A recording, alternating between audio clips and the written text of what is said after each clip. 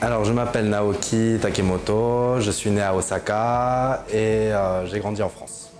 村松勲です、日本の静岡から来ました。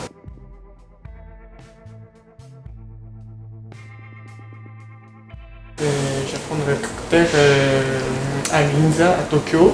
J'étais formé avec les personnes qui m'ont aidé à ouvrir justement ici. C'est plutôt, je suis plutôt tourné sur les whiskies, les shochu, les sakés.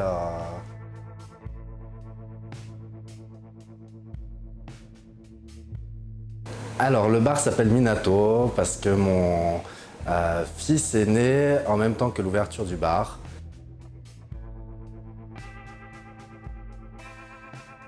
Alors, mon whisky préféré, j'en ai pas un de préféré. Ça dépend de mon humeur. Mais ça reste sur des whiskies écossais ou japonais. Ils sont différents, mais le whisky qui va avoir la plus grande différence par rapport à tous les autres whiskies, ça va être, je pense, le Hibiki, qui est un blend qui est vraiment très rond, qui a rien à voir avec d'autres whiskies du monde.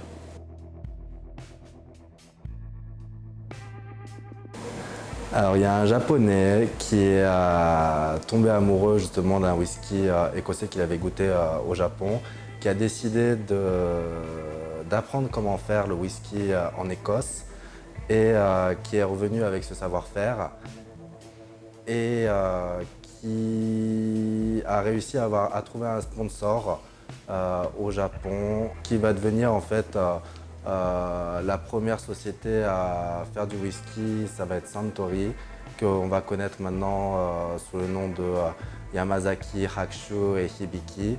Mais c'était pas du tout le goût écossais tourbé qu'il voulait faire. Donc il a décidé de se séparer et d'aller dans le nord à Hokkaido pour fonder sa société qui va devenir Nikka.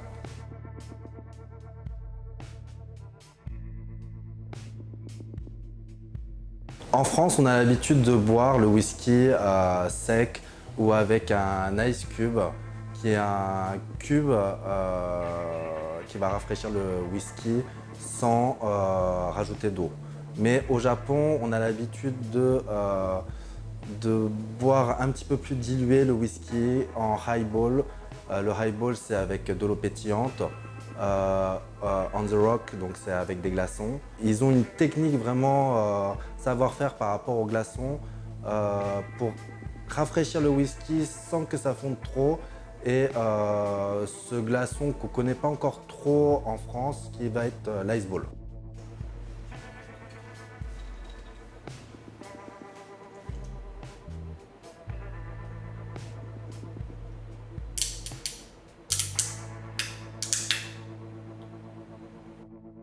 カクテルとウイスキーを通じて、日本の文化、日本が持っている日本のカクテルの文化をパリの人々に、味わっていただけたらなと